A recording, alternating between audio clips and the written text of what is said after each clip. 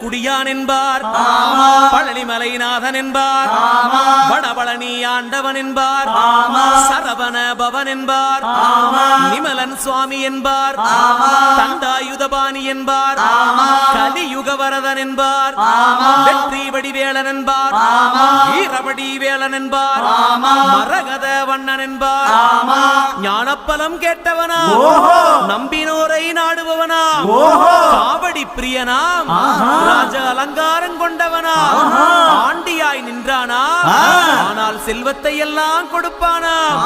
அப்படிப்பட்ட முருகனவன் ரொம்ப ரொம்ப சின்னவனா சுவாமி.